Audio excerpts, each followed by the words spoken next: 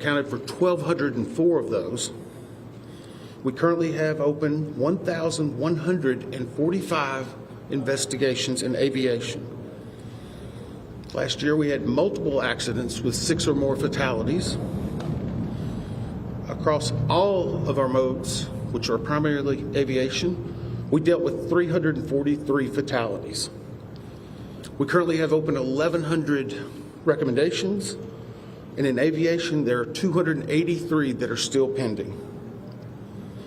The team that is working on this crash at DCA collectively has over 350 years of seniority with the NTSB. We will find out what happened, and we will do everything we can to prevent it. But I don't want anyone to think because we are working 2 accidents. This is what we do. Week in and week out. Just today, a lot more people are paying attention to it. I want to take an opportunity to introduce Bryce Banning. He hasn't really spoken the last couple of times, but he's been working hard and putting together a lot of information. Bryce joined the NTSB in 2012 as a senior aircraft investigator. He's been the investigator in charge on hundreds of aircraft investigations. He's an airline transport pilot with commercial privileges for single-engine land and sea, certified flight instructor, multi-engine instructor, and instrument instructor. He's also a certified airframe and power plant mechanic. Bryce has accumulated over 8,000 hours of flight time in all types of aircraft, ranging from Pipers to Navajos, King Airs, and Lear. He served in multiple management positions for multiple airlines, and he has been leading this team since the inception. He's going to brief you on some details that we have, and then we'll come back with some additional details.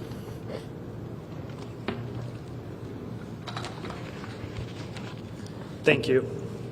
The flight data recorder and the cockpit voice recorder from the PSA aircraft were recovered on Thursday in the late afternoon by the FBI dive team. The CVR and the FDR were provided to engineers at the NTSB Vehicle Recorders Division immediately after recovery. Both the FDR and the CVR were a L3 Harris Communications FA 2100 type. Both recorders are solid-state memory digital recorders. Both the CVR and the FDR were downloaded successfully. The FDR contains about 400 parameters and is currently being analyzed by a FDR working group consisting of the NTSB, FAA, and PSA. The CVR contained about 2 hours and 4 minutes of good quality audio. ADSB and FDR time were correlated. Timing will continue to be refined. Times are in Eastern Standard Time and are preliminary. The FDR captures the entirety of the accident flight. The CVR audio, because it is only 2 hours in duration, starts mid-flight. Prior to initial descent, the crew briefed the arrival for the Troops 5 arrival, followed by an ILS approach to runway 1 at DCA. Around 8:15, the aircraft left 37,000 feet for an initial descent.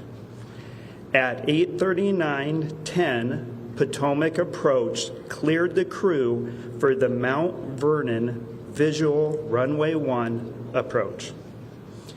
At 8:43:06, the crew made initial contact with the DCA tower.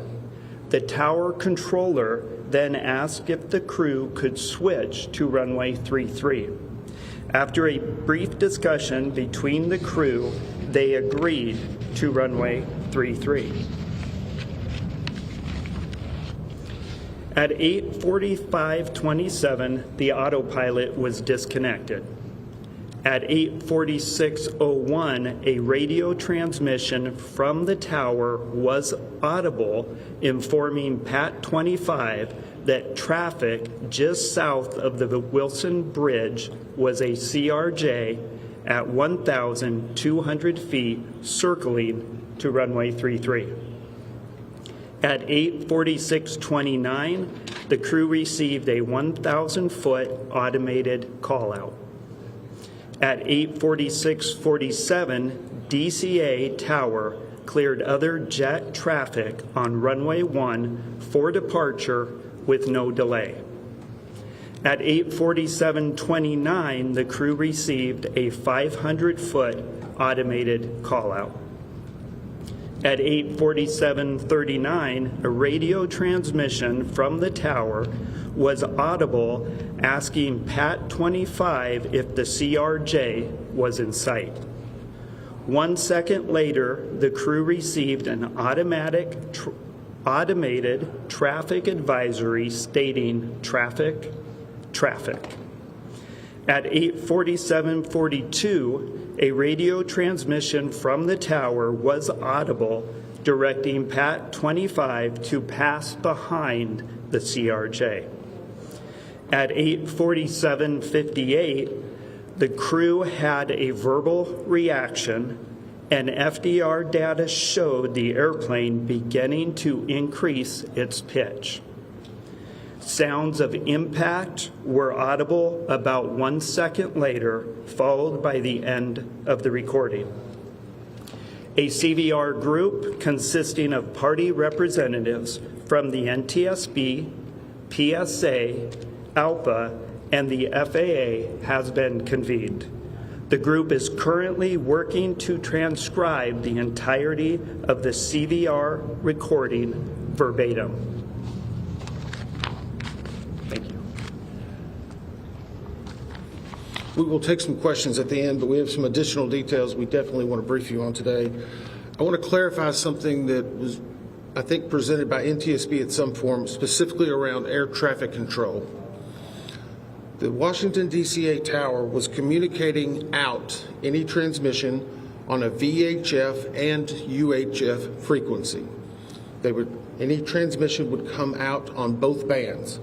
The Black Hawk was transmitting out with a UHF band, while the CRJ jet was transmitting out with a VHF. To put that in context, both the airplane and the helicopter would hear any air traffic control, but they would not hear the other aircraft or helicopter, conversely, if they were transmitting out. I bring that up because we are now working through the transcript of the air traffic control, and many people have heard online different recordings. Those do not contain the UHF radio transmissions. What they're hearing is the VHF recorded on certain software programs. As we synchronize the timing on that, we hope to be able to release it tomorrow. We do have it. We're working through the synchronization because the specific time will be very critical. Now, a few updates in regard to the Black Hawk helicopter. We can verify it was on a training flight that would utilize night vision goggles. We do not know at this time if the night vision goggles were actively being worn, nor what the setting may be. Further investigation should be able to let us know if that occurred and what factor it may play in the overall accident.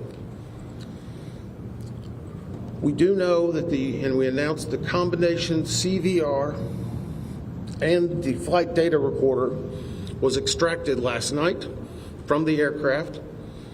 When it was brought to our lab and opened, there was a water intrusion. Again, this is not uncommon. If you recall, in the CRJ, that cockpit voice recorder also had a water intrusion. It is going through the same process of ionized water until it's put into a vacuum oven. We still are very confident we will have that data. On the Black Hawk, we can confirm that we are looking into a priority air transport, and that's where you hear PAT, that on the prior day, PAT-11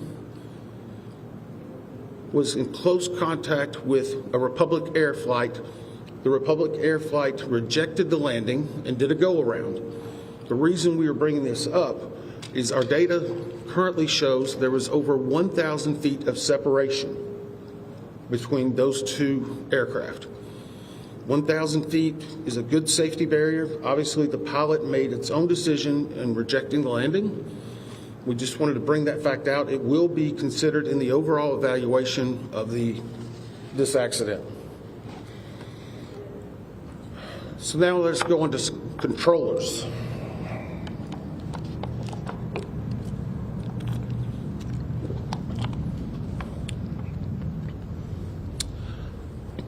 At the time of the accident, there were 5 controllers in the air traffic control tower cab at DCA.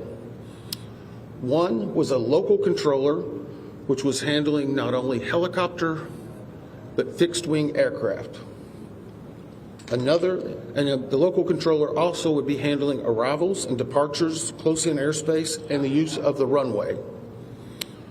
There was a ground controller, which was handling all aircraft and vehicles, not on the runway. In addition, there was a local assist controller. This person is responsible for assisting the local controller in any type of actions that are needing, reviewing data, scanning the field, a multitude of different things. You will not hear the assistant controller on any of the ATC tapes, but we can confirm that person was in the cab. In addition, there's an operations supervisor who has direct oversight over the tower. This is someone who manages everyone that's involved in the operation, along with an operational supervisor in training. That leads us to confirm there were 5 people in the tower at the time of the accident. At this time, we have interviewed the local controller, the ground controller, and the local assist controller. We anticipate having the interviews with the operations supervisor and the supervisor in training conducted no later than Monday evening. And for a little bit of context, this is a controller's worst nightmare. It hits everyone that works in that cab and knows them very hard. These interviews take a long time, not because there's that much talking, but there's several breaks that occur for emotions, just to be able to compose themselves to talk about what happened. We want to be thorough. If we need to go back for additional information, we absolutely will. We're getting full cooperation and access to those individuals we need. And we hope, again, to have them completed no later than Monday. Now we're going to talk a little bit about altitude. And I'm going to preface this, and we're going to try to work through your questions. But I want to be very clear. Our team has had some internal debate on releasing one part of this. And whenever I explain it, I hope you will understand why. When we received the recorders from the CRJ, we were able to define an altitude of where it was very close to the time of impact. That is a data point we feel very comfortable with. We also have an initial set of information in regard to what was being seen on the cab in the control tower. We have not finalized that and need to get more granularity to it. And we currently don't have the readout from the Black Hawk. I put all that into context for you in that whenever I give you some altitude information, one part of the 3 pieces we have defined. Another part we feel fairly confident but need to get more information, and a third we don't even have.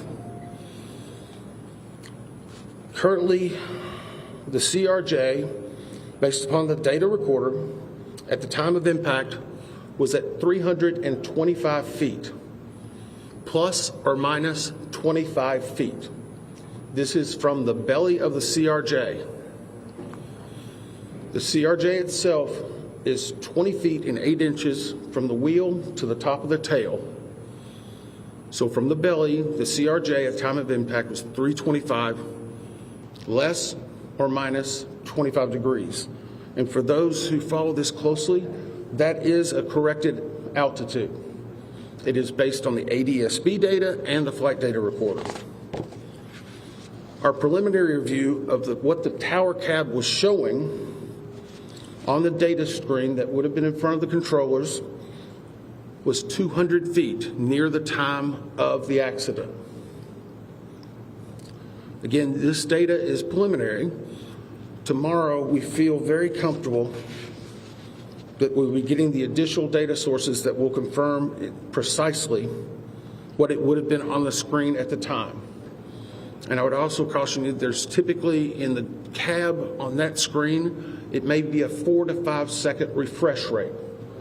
But obviously, this is something that we're going to be looking at very closely. The third prong of that is the helicopter recorders. Between those three, whenever we have those data points finalized, we feel that we'll be very comfortable in saying exactly what altitude this occurred at. And I know that's been a lot of speculation. You may have a few questions on it, but I want to caution, we're trying to give you what information we have and we verified at that time. With that, we'll take some questions. Just one second. Ma'am? Claudia from the AP. So you said that the altitude, and the recorder recorded the altitude of the CRJ. Was it trying to pull up before the collision? Is that what you were saying? The question was the altitude that was read from the NTSB and the voice recorder, was it trying to pull up? I can tell you at one point very close to the impact, there was a slight change in pitch, an increase in pitch. That is something that we will get you more detail on, but it was an indication of an increase in pitch. Thank you, Todd Grady, Triple-Wood Fox. So are you also saying that there was a 100-foot discrepancy between what the air traffic controller was seeing on the screen in front of them and what the height, the altitude of the plane? There was a 100 feet difference? So the question is, was there a 100 feet difference between what we found the plane to be operating at and the air traffic control tower? I'm saying the initial data we have on the control tower cab says 200 feet would have been visualized. This is a fairly good estimate, but it needs to be finalized. I shouldn't say estimate. It's a fairly good initial read. It needs to be finalized. And again, the CRJ was operating at 325 feet, plus or minus 25. And how common is it that the two aircraft would be operating on different frequencies with the same control tower? The question is, how common would it be that the two aircraft would be operating on separate frequencies? It is completely common. Military operates on one frequency, civilian on another.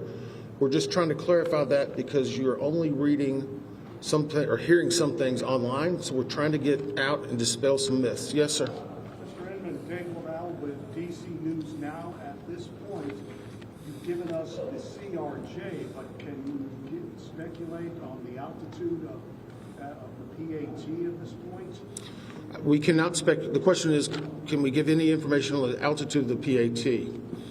We cannot at this point. Obviously, an impact occurred.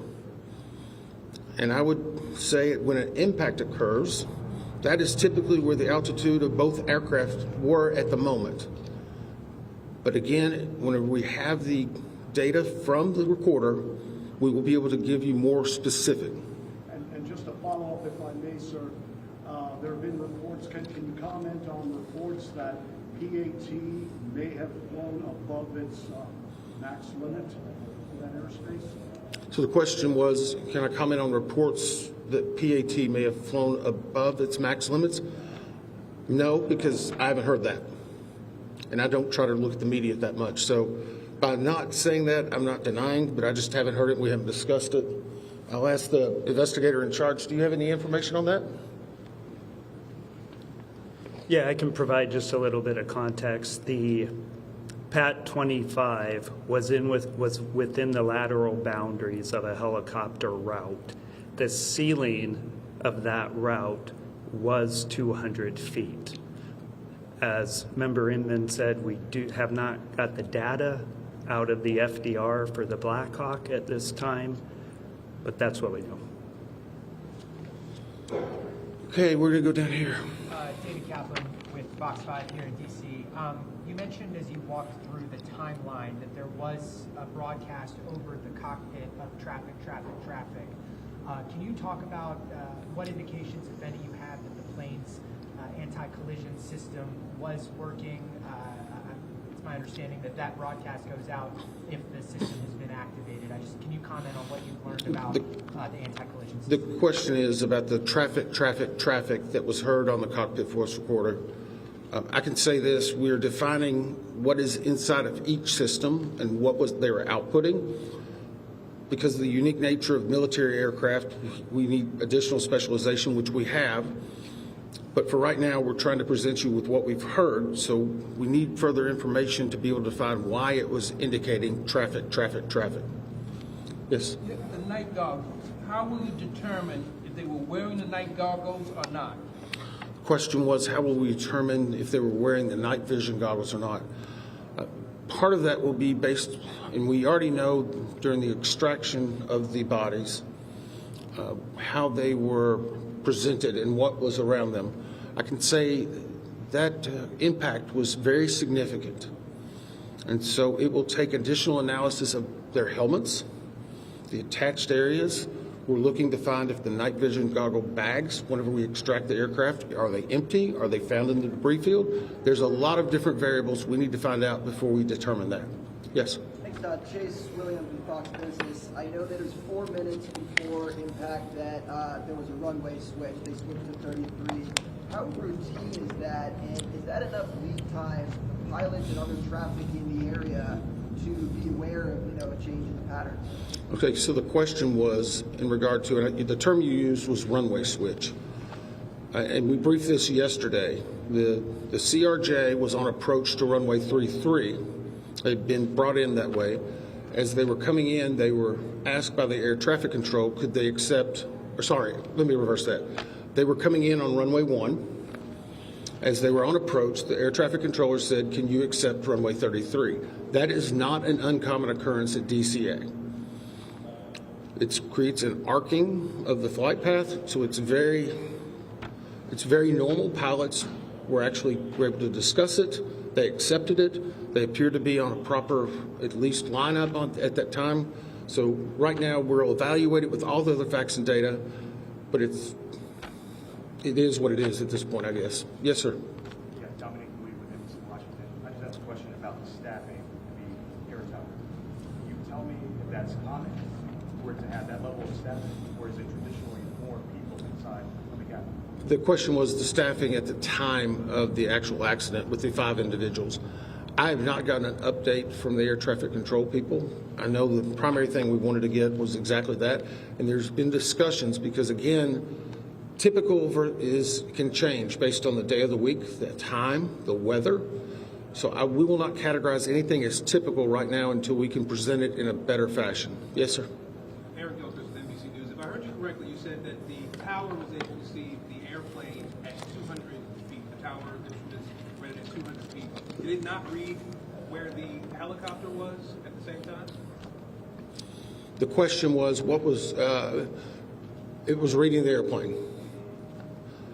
Could it not read the helicopter? It could read the helicopter. And the reason why I'm saying it could, and this is again getting into more specific information, the definition that's needed for us to evaluate that further will be downloaded tomorrow. Do you want to answer a little bit on how those control towers, or I'm happy to continue. Okay. Those monitors obviously assimilate different pieces of information. So our initial read was showing that.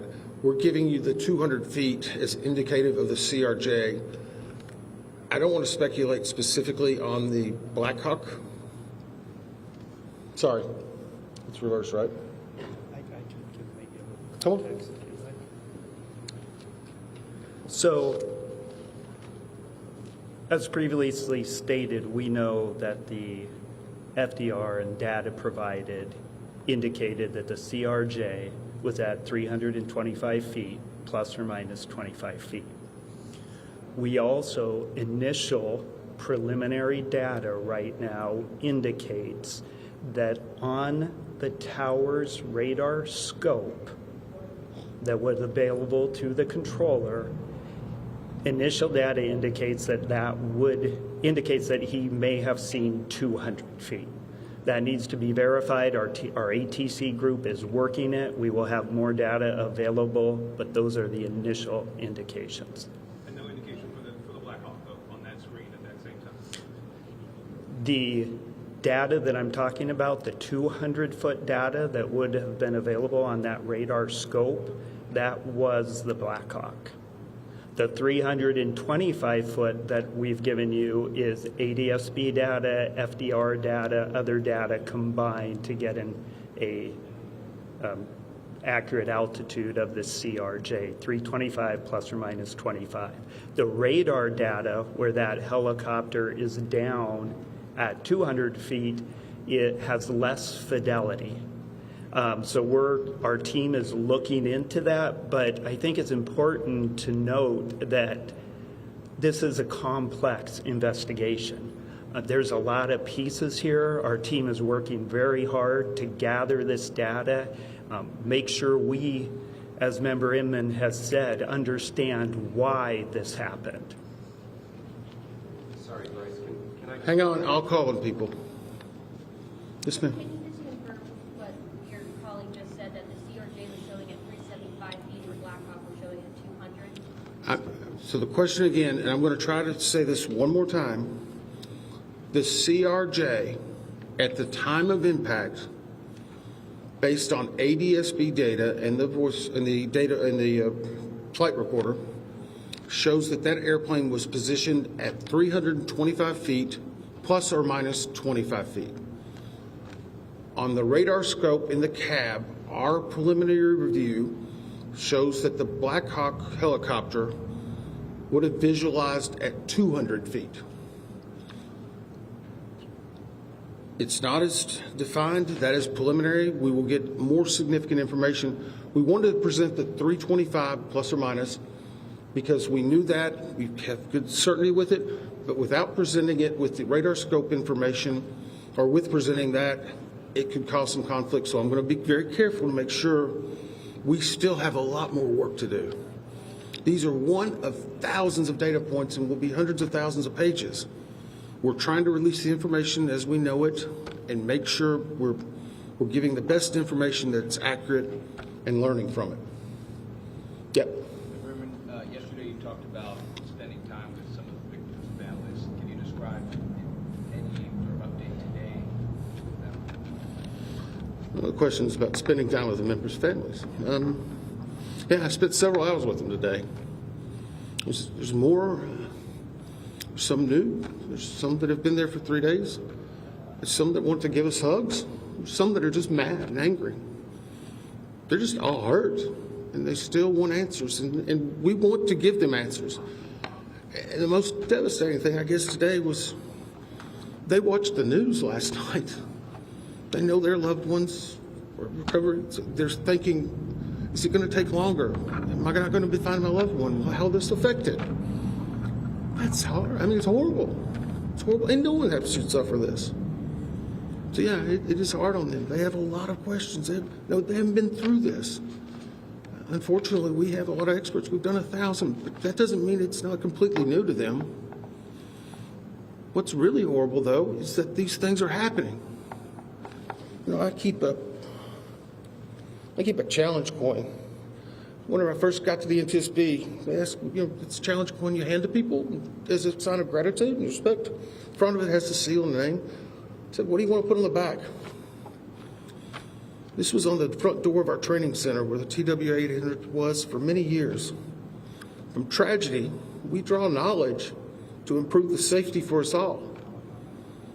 That's what we're doing right now. We're dealing with tragedy, but we need to improve safety. We need 200 plus recommendations fixed.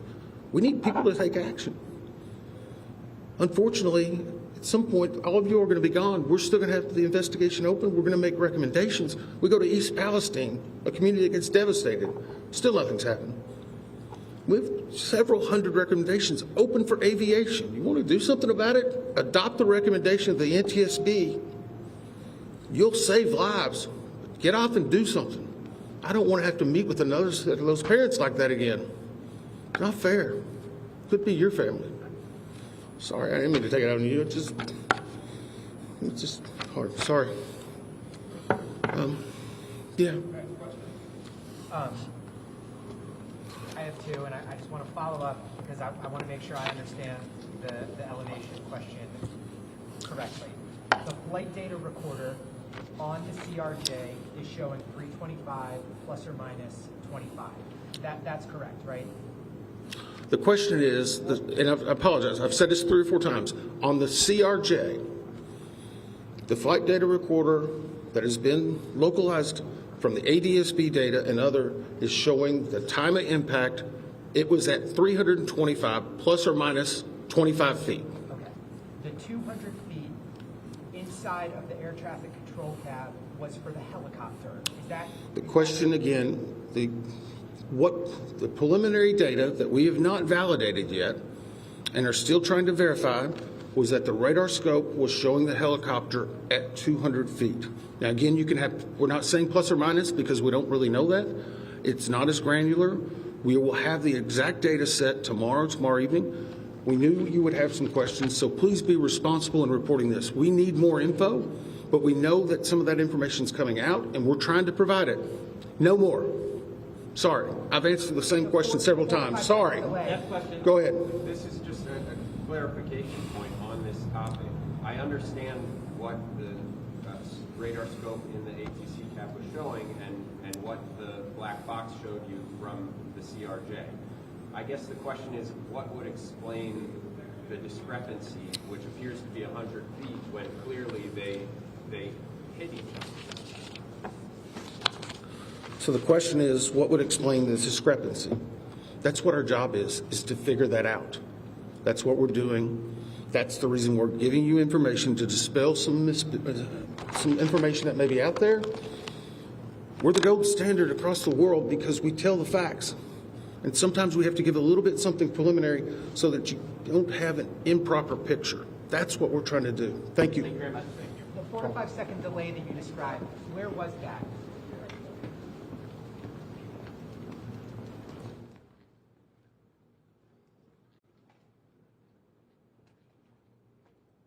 We've been listening to NTSB officials update us on what they've learned since Wednesday night's American Airlines plane crash with a Black Hawk helicopter. For now, a short break. You're watching CBS News 24/7.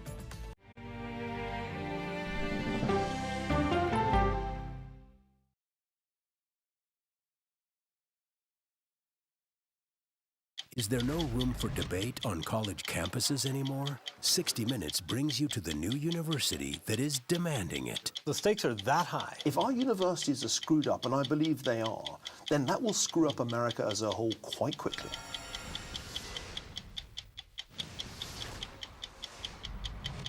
An original documentary from CBS reports. AI is among the most world-changing technologies ever. Curing diseases, scientific breakthroughs, making lives better. They can help us with medical discoveries, scientific discoveries, doing better agriculture, having cures for things like Alzheimer's. It's also going to really transform the way we work.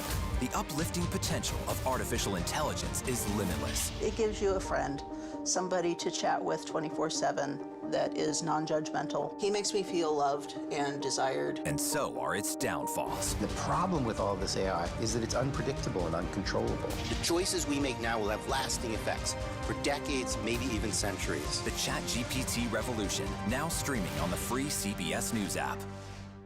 I think I asked direct questions. I don't know that they're tough questions per se. What price should Moscow pay for trying to manipulate American voters? Isn't that giving people false hope? That's the role of Face the Nation, to focus on the issues at hand. And that means a civil conversation with perspective. It was almost like being face to face with the devil. Women riding bicycles dismembered. She just vanished. 48 hours reports. I fought and fought. 911, what is your emergency? She disappeared off the face of the earth. Ever think in your wildest dreams someone might want to kill you? This almost became a game of psychological warfare. You're caught. You're gonna go down. Stream 48 hours, 24/7. I think we're very cute. Yeah, I think we need to send out a Christmas card like this. Yeah, let's do that. Yeah. Dollar Jill. If you can't get into the market, it's okay. Renting is fine. I wonder how Serena is feeling. That's a really good question. No one's asked me that yet. You're 70 years old? 70, yeah. I'm 21.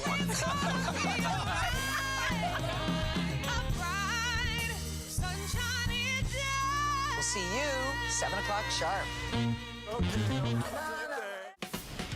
When you need your sports news all the time, We've got breaking news to bring to you. CBS Sports HQ gives you a snapshot of all the sports that matter to you. When you need your sports in a snap, find it on CBS Sports HQ, streaming free anywhere you are. Somebody wants the bag. How do they get the bag? It's a name that's synonymous with luxury. 60 Minutes goes inside the House of Hermes to hear the history and meet the people who craft elegance one stitch at a time. It's time for 60 Minutes.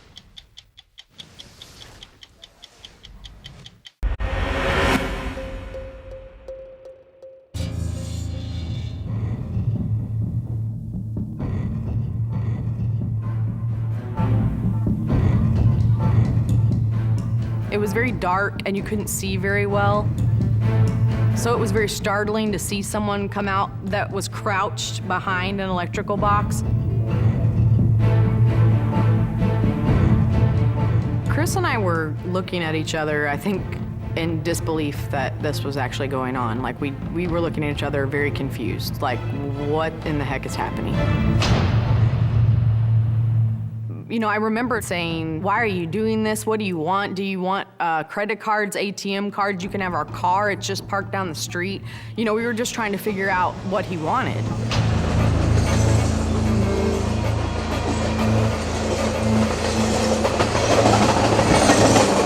And at this point, our attacker ripped a shirt and he gagged us. I actually stuck my tongue out so that the gag wouldn't work. It just fell off.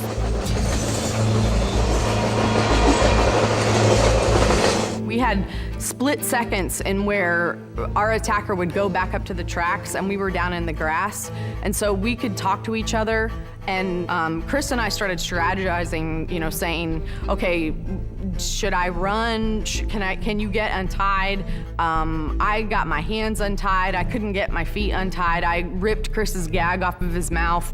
And so we were talking to each other, trying to figure out how we were gonna get away, because Chris kept saying, you know, if you can get yourself untied, get away, run away. And because he couldn't get, his arms were all tied up in his backpack and he couldn't get untied. And I really don't know how much time passed before our attacker came down carrying a rock. And he came over and literally just dropped it on Chris's head.